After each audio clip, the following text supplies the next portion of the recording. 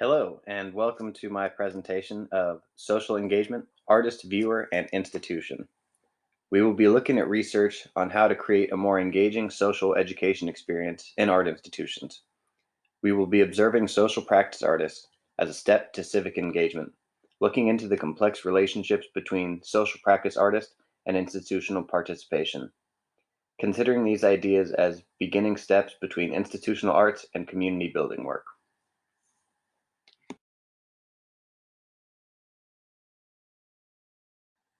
How can we break down the social and cultural hierarchy of art institutions to become educational spaces for members of all communities? Beyond engaging art and social practice, there needs to be a mutual understanding of education, one beneficial for the institution and community members. Art as social practice can start a bridge between institution and community engagement. In institutional settings, there is an inherent hierarchy. When an institution works with local communities, all parties can have a mutual benefit. There's a disconnect in art museums between artist, their work, and the viewer. The artist is rarely there, the work is guarded by security, and the viewer paid to see the work while being surveilled. I chose this photo of Rick Lowe's Project Row House as a representation of artist social engagement, an interesting aspect where community becomes the art.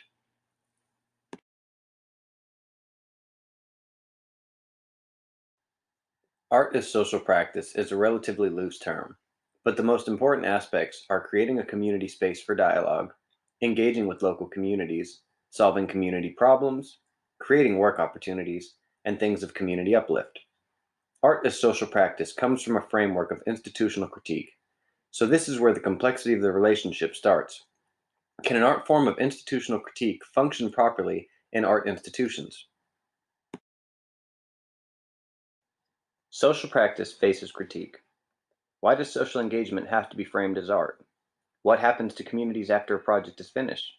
This type of work can expand gentrification in neighborhoods, but these criticisms can lead to solvable problems for artists to make stronger functioning community work.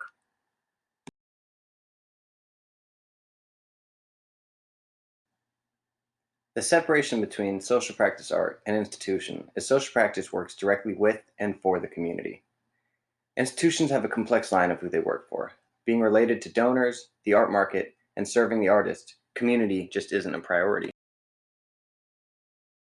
The Esther Gates Stony Island Art Bank visually and functionally represent an art museum, but in intentionality serve the local communities with local histories, arts, and classes, becoming a local educational institution.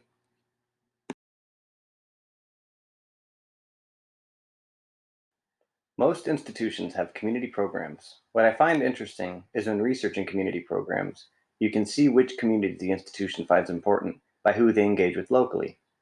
Social practice art has also become a trend for institutions who have been facing criticism contemporarily for community engagement. The complexity is that the institution is just an ideological facade. These institutions are made up of workers, each with their own task in the institution operation. Community engagement is a display of values of those who work at the institution. This is a good point for social practice artists to work with institutions. Considering a new title, Social Engagement Artists as Consultants.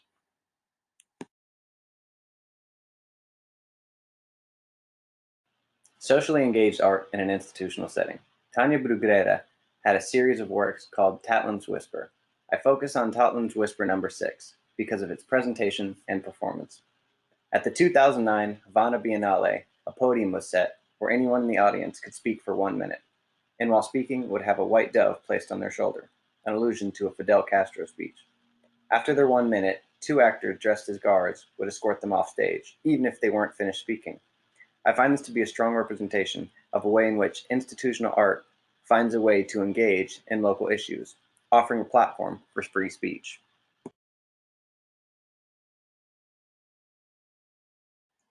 Chloe Bass's project, Wayfinding, is her first institutional solo show. With 24 large sign sculptures, Chloe Bass creates moments for private reflection in public space. I find this to be an interesting aspect of social practice. Can we consider introspective practices as social action? Does public sculpture constitute social interaction? I believe moments of quiet reflection work in tandem with social extroverted dialogue.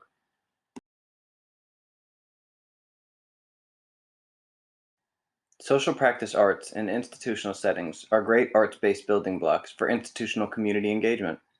And the critique of social practice artness, understanding aesthetic values of social practice works, allows for a greater understanding of why it is art.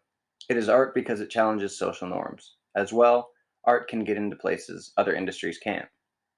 Art is stronger as an educational tool that uplifts people rather than a commodifiable cultural artifact. In no way will this solve inequities in institutional settings, but involving art locally can be a start to change and engagement.